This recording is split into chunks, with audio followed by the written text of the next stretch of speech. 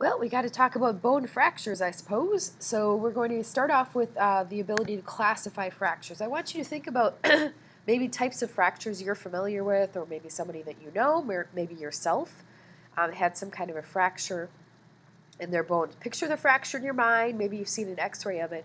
I want you to think about ways to classify these fractures based on the following criteria. The first is the position of the bone ends. Were the bone ends displaced, or were they non-displaced? And this simply means that they're out of their normal alignment. The second classification would be the completeness of the fracture. Was it an incomplete fracture, or was it a complete fracture? Was it broken all the way through? The third classification is the orientation of the fracture, which means that it was either a linear fracture or a transverse fracture. And we'll say that that particular classification is oftentimes the hardest to do. I mean, there's not that many fractures that are clearly linear or transverse, so something maybe in between is a fair assessment. The fourth classification is, did it penetrate the skin? Is it an open fracture or a closed fracture?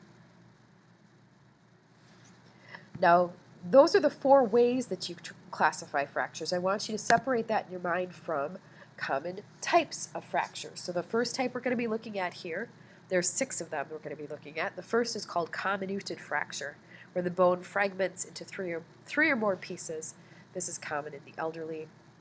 I really like these pictures because they show the x-ray, which is not always totally clear, with a nice sketch right next to it so you can see what the actual bone break looks like. The second type of fracture is a compression fracture where the bone is actually crushed. This will oftentimes also happen in elderly patients, usually to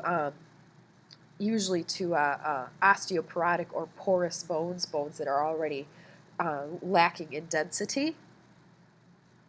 And oftentimes this will happen after a fall, for example.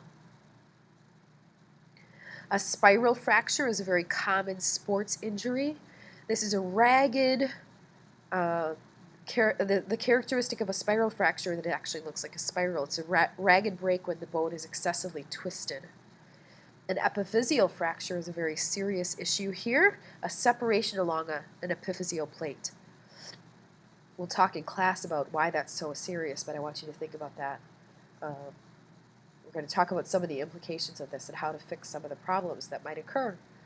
So this is a separation along. This is actually a complete epiphyseal fracture here. That's not always the case. It's not always the case that they will be complete. The next type is a depressed fracture. Here we have a broken bone portion that presses inward. This is a typical skull fracture. And lastly, we have a green stick fracture. This is an incomplete fracture where one side of the bone breaks and the other side simply bends. This is much more common in children where their bones are much more flexible. If you can think about a green stick, if you pick up a green stick off the ground, it's actually very difficult to snap it in half. It tends to bend rather than break.